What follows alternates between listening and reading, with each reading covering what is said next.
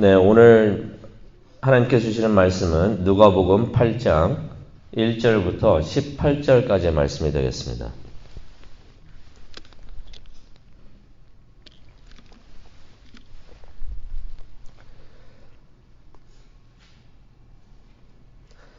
누가복음 8장 1절부터 18절까지의 말씀 우리 다 함께 봉독하도록 하겠습니다.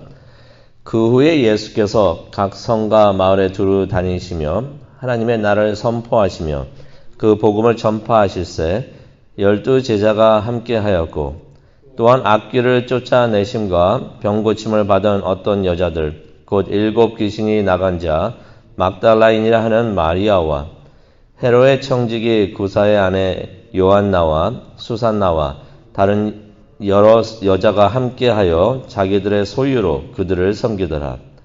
각 동네 사람들이 예수께로 나와 큰 무리를 이루니 예수께서 비유로 말씀하시되 씨를 뿌리는 자가 그 씨를 뿌리러 나가서 뿌릴새 덜어는 길가에 떨어짐에 밟히며 공중의 새들이 먹어버렸고 덜어는 바위 위에 떨어짐에 싹이 났다가 습기가 없어짐으로 말랐고 덜어는 가시떨기 속에 떨어짐에 가시가 함께 자라서 기운을 막았고 덜어는 좋은 땅에 떨어짐에 나서 100배의 결실을 하였느니라.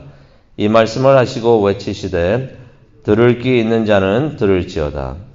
제자들이 이 비유의 뜻을 물으니 이르시되 하나님 나라의 비밀을 아는 것이 너희에게는 허락되었으나 다른 사람에게는 비유로 하나니 이는 그들로 보아도 보지 못하고 들어도 깨닫지 못하게 하려 함이라. 이 비유는 이러하니라. 씨는 하나님의 말씀이요 길가에 있다는 것은 말씀을 들은 자니 이에 마귀가 가서 그들이 믿어 구원을 얻지 못하게 하려고 말씀을 그 마음에서 빼앗는 것이요 바위 위에 있다는 것은 말씀을 들을 때에 기쁨으로 받으나 뿌리가 없어 잠깐 믿다가 시련을 당할 때에 배반하는 자요 가시떨기에 떨어졌다는 것은 말씀을 들은 자이나 지내는 중 이생의 염려와 재물과 향락에 기운이 막혀 온전히 결실하지 못하는 자요. 좋은 땅에 있다는 것은 착하고 좋은 마음으로 말씀을 듣고 지키어 인내로 결신하는 자니라. 누구든지 등불을 켜서 그릇으로 덮거나 평상 아래에 두지 아니하고 등경 위에 두나니 이는 들어가는 자들로 그 빛을 보게 하려 함이라.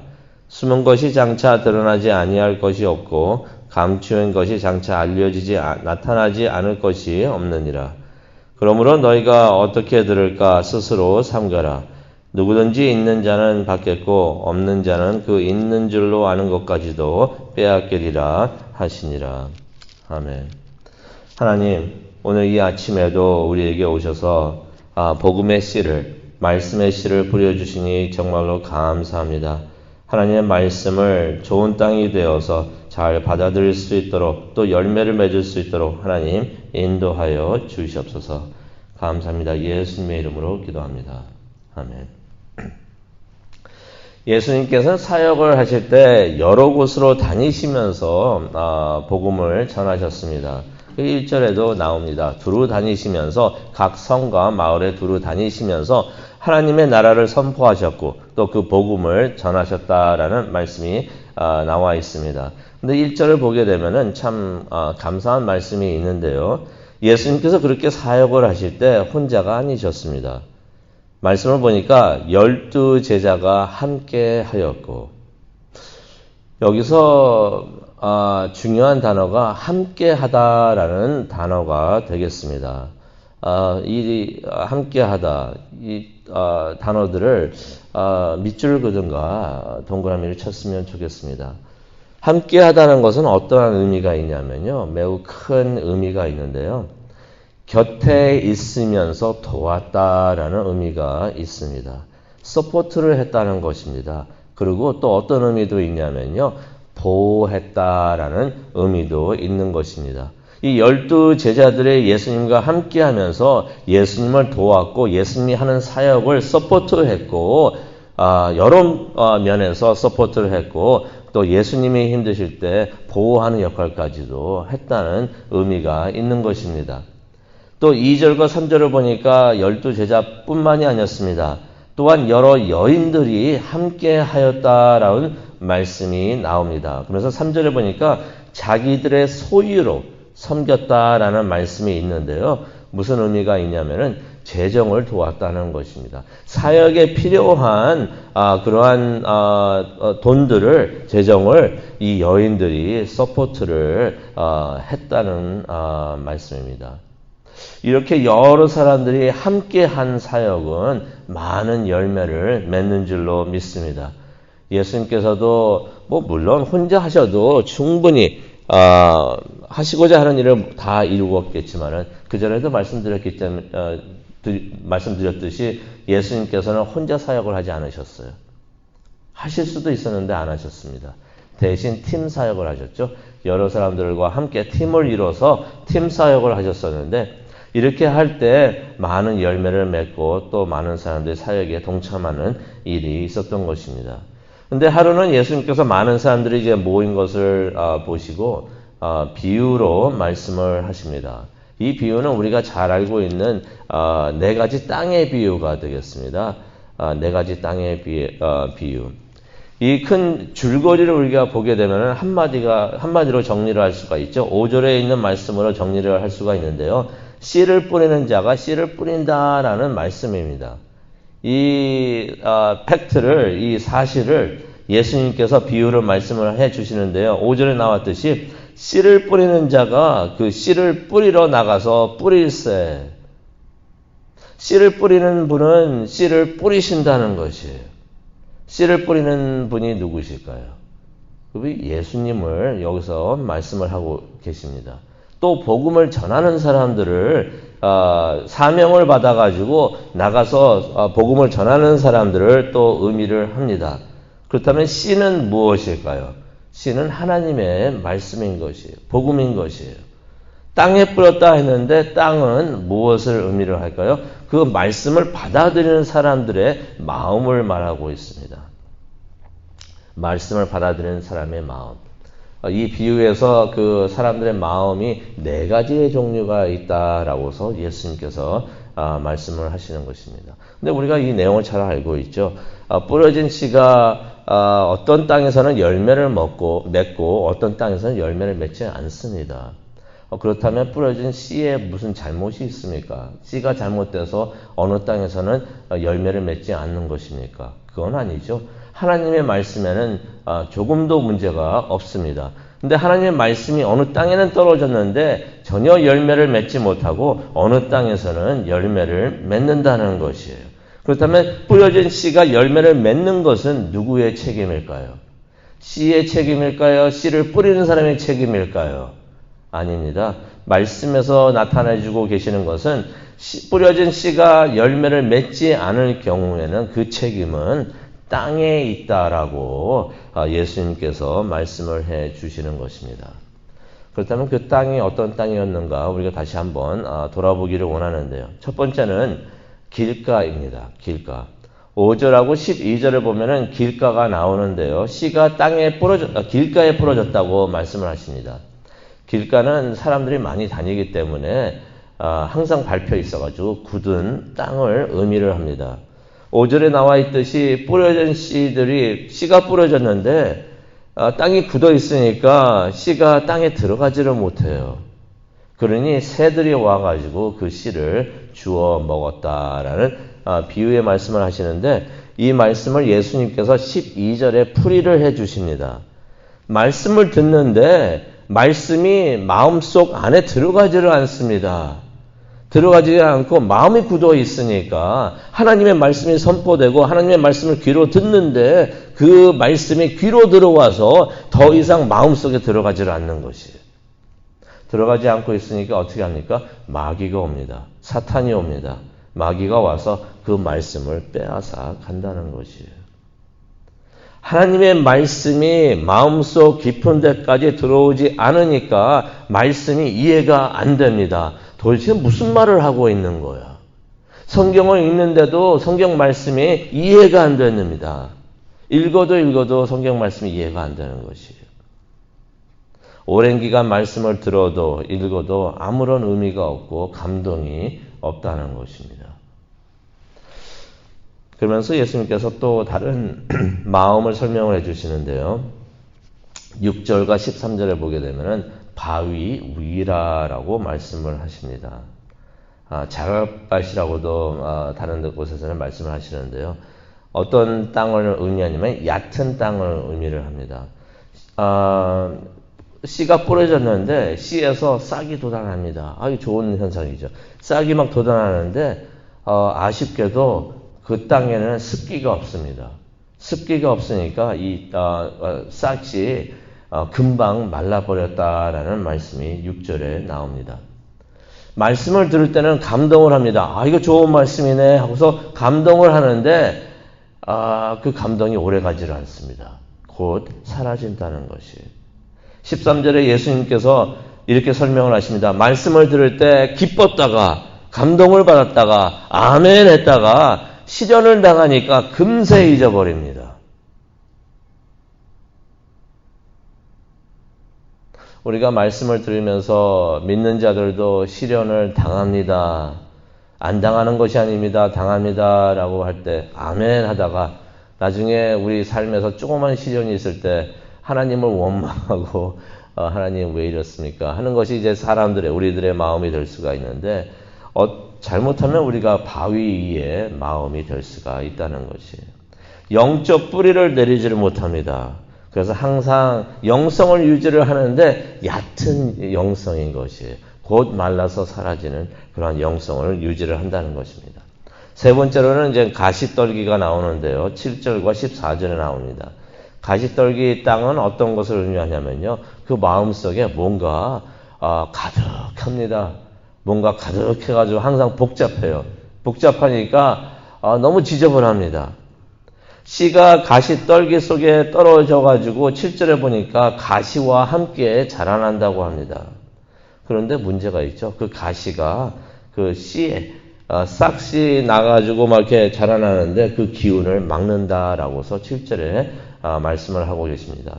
잘 자라나지 못하도록 계속 그 가시 떨기에 있는 가시들이 그 싹씨 잘 자라나지 못하도록 방해를 계속하는 것이에요. 어떤 것을 의미를 하냐면요. 14절에 나와 있지만 말씀을 듣는데 그 마음에 이미 무엇인가들이 가득히 들어 있다는 것이에요. 근심, 고민, 재물, 향락 같은 것들이 가득 들어 있으니까 말씀을 듣는데 말씀에 집중을 하지 못하게 이것들이 막는다는 것입니다. 말씀을 들을 때는 하나님의 말씀을 듣고 그대로 살기를 원하지만은 마음속에 이미 자리를 차지하고 있는 것들이 있어가지고 그 말씀에 집중을 하지 못하도록 그렇게 막고 있다는 것이에요. 근심이 있어가지고 하나님을 신뢰하지 못하게 합니다. 두려워하는 마음이 있어가서 하나님을 예배하지 못하게 막고 있습니다. 불신이 있어가지고 하나님을 전적으로 믿지 못하게 합니다. 또 쾌락을 추구하는 마음이 있어서 하나님의 뜻을 온전히 따르고 찾고 그렇게 하지 못하게 한다는 것이에요. 왜 이런 현상들이 우리들의 마음에서 일어날 수가 있는가? 은혜는 추구를 하는데 은혜는 좋으니까 은혜를 받으려고 추구를 많이 하는데 회개하지 않으면서 마음속에 있는 그 지저분한 것들을 복잡한 것들을 정리를 하지 않고 은혜만을 받으려고 하다 보니까 이런 현상이 일어난다는 것입니다. 이 현상을 쉽게 표현하면 이렇게 표현할 수가 있겠죠. 구정물이 담긴 컵에 목마르다고 해가지고 구정물이 담긴 컵에 깨끗한 샘물을 부어가지고 마시려고 하는 것과 같다는 것입니다. 복잡해지고 더러운 것들이 있어가지고 그 마음속이 정리가 안 되는 것이에요. 자라지를 못합니다. 마지막으로 8절과 15절을 보니까 좋은 땅이 나옵니다. 이 좋은 땅이라는 것은 열매 맺는 땅을 말을 하는데요. 8절에 보니까 씨가 땅에 떨어집니다. 싹이 납니다. 그리고 잘 자라나가지고 열매를 맺는다는 것입니다. 열매를 맺는다는 것은 뿌리가 깊게 땅에 들어간다는 것이죠. 15절에 예수님께서 설명을 해주시는데요. 이 땅은 착하고 좋은 마음으로 말씀을 듣고 따라서 결실을 맺는 마음이다라고서 말씀을 하고 계십니다. 착하고 좋은 땅이라고 말씀을 해주셨는데 착하고 좋은 땅이 어떤 땅일까요? 어떠한 마음이 착하고 좋은 마음일까요? 그 전에 예수님께서 들려주셨던 그 비유의 말씀을 보면 우리가 알 수가 있습니다. 굳어 있지 않는 땅이 착하고 좋은 땅인 줄로 믿습니다. 굳어 있지 않는 땅은 무엇을 의미합니까? 부서져 있다는 것이에요. 성령의 역사로 마음이 단단히 굳어져 있는 것이 아니라 부드러워져 있습니다. 부서져 있는 것이에요. 회개를 많이 한 그러한 마음이 되겠습니다. 회개를 많이 하고 자주 하고 계속 하다 보니까 죄를 지을 때마다 하다 보니까 마음이 부서져 있습니다. 부서져 있으니까 그 땅이 참 마음이 참 부드럽습니다.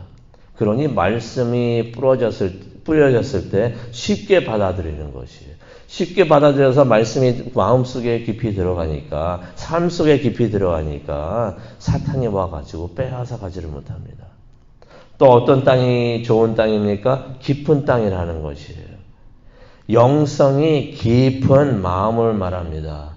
그래서 시련이 오더라도 비바람이 몰아치더라도 이 흔들리지 않는 마음을 말을 하고 있는 것입니다. 어떤 상황에서도 말씀을 지키면서 믿음을 지키면서 순종을 한다는 것입니다. 또 어떠한 땅이 착하고 좋은 땅입니까? 깨끗하게 정리된 땅. 마음속에 더러운 것이 하나도 없다는 것입니다. 지저분한 것이 하나도 없다는 것입니다. 깨끗하게 정리가 되어 있다는 것입니다. 겸손하게 죄를 회개하면서 마음을 정결하게 한 땅을 말하고 있는데요. 그러한 땅에는 말씀이 뿌려졌을 때, 씨가 뿌려졌을 때 뿌리를 내리고 싹이 자라나고 그래서 열매를 맺게 된다는 것입니다. 오늘 말씀을 한번 보면서 생각을 해보기를 원하는데요. 예수님께서 말씀하시는 좋은 땅은 어떤 땅인가? 결국 열매를 맺는 땅을 예수님께서는 좋은 땅이라고 말씀을 하십니다. 많은 사람들이 예수님을 따라다녔지만은 따라다녔다는 것은 무엇을 의미합니까? 하나님의 말씀을 자꾸 듣고 보고 배우고 막 했다는 것이에요. 그런데 중요한 것은 말씀을 듣고 배우고 보고 하고 그러는 것이 중요한 것이 아닙니다. 상징적으로 예수님께서는 그 많은 사람들 중에서 4분의 1만 복음을 받아들이고 열매를 맺게 된다는 것이에요. 이 말씀 우리가 많이 들었지만 어떻게 보면은 두려운 말씀이 되기도 합니다. 상징적으로 말씀을 듣고 예배하고 성경 공부하고 그리스도인이라고 이렇게 자칭하면서 살고 있는 사람들 중에서 상징적으로 4분의 1만 하나님의 말씀을 받아들이고 구원을 받는다는 말씀을 해주고 계신다는 것입니다. 그래서 말씀을 듣고 예배하고 믿음 고백하는 것까지 그것까지도 부족하다는 것이에요. 삶에서 열매가 나와야 된다는 것입니다. 구원받은 증거도 열매를 맺는 것을 보면서 알 수가 있다고 말씀을 해 주시는 것입니다. 영적 성장도 이 사람이 영적으로 성숙한 사람입니다 라고 말을 해주는 것도 그렇게 알 수 있는 것도 다른 것이 아니라 열매를 맺는 것을 삶에서 열매를 맺는 것을 보면서 알 수가 있다는 것입니다. 그 열매는 무슨 열매가 될까요? 여러 열매가 될 수 있겠지만은 성경에서 말씀해 주시는 성령의 열매, 사랑, 희락, 화평, 오래 참음, 자비, 양선, 온유, 절제. 이 모든 것들을 우리가 삶에서 맺을 때 우리의 뿌려진 복음의 씨앗이 이렇게 열매를 맺고 있구나. 우리가 알 수가 있는 것입니다. 이런 열매를 맺는다는 것은 우리가 변화됐다고 말씀을 해 주시는 것입니다. 그리스도인은 변화된 사람들입니다. 예수님을 만나고도 변화받지 않은 것은 열매를 맺지 않았다는 것입니다. 사람들은 변하게 되어 있습니다. 변해야지 열매를 맺는 것을 우리가 알 수가 있는데, 변화되어서 하나님의 말씀을 담고 또 하나님의 뜻을 이루고 사는 것이 바로 열매를 맺는 것이 아닌가 생각을 해봅니다. 말씀을 생각하면서 기도하는 시간을 갖도록 하겠는데요. 우리가 삶에서 많은 열매를 맺는 우리가 되기를 원합니다. 내가 진정 구원을 받았는가? 내가 진정 성숙한 사람이 되고 있는가? 내가 진정 좋은 땅인가? 알 수가 있습니다. 이것을 보면 우리가 알 수가 있어요. 내가 내 삶에서 열매를 맺고 있는가? 이것을 보면은 우리가 이 모든 것을 알 수가 있다는 것입니다. 우리가 열매를 맺을 때 씨를 뿌려주신 하나님께서, 예수님께서, 또 성령님께서 무척이나 기뻐하실 것을 생각을 하면서 우리가 항상 마음이 항상 좋은 땅이 되어서 우리가 삶에서 많은 열매를 맺기를 간절히 바라고 원하고 기도합니다. 그것을 위해서 우리 이 아침 기도하기를 원합니다. 하나님, 좋은 씨 많이 뿌려주셨는데 삶에서 많은 열매 맺게 하여 주시옵소서. 그것을 위해서 간절히 기도하는 우리 모두가 되기를 간절히 축원합니다. 하나님, 오늘 이 말씀을 통해서 우리에게 열매를 맺으라고 말씀을 해주시니 정말로 감사합니다. 씨를 뿌려주시니 감사합니다. 또 좋은 씨를 뿌려주시니 너무나 감사합니다. 그 씨를 받아서 우리가 좋은 땅이 되어서 그 씨를 받고 그 씨가 자라서 열매를 맺을 수 있도록, 또 많은 열매를 맺을 수 있도록 하나님 우리와 함께하여 주시옵소서. 그래서 하나님을 기쁘게 해드리는 우리 모두가 될 수 있도록 하나님 함께하여 주시고 은혜 내려 주시옵소서. 그것을 위해서 기도하기를 원합니다. 기도하는 이 시간에 함께하여 주시고 인도하여 주옵소서. 예수님의 이름으로 기도합니다. 아멘.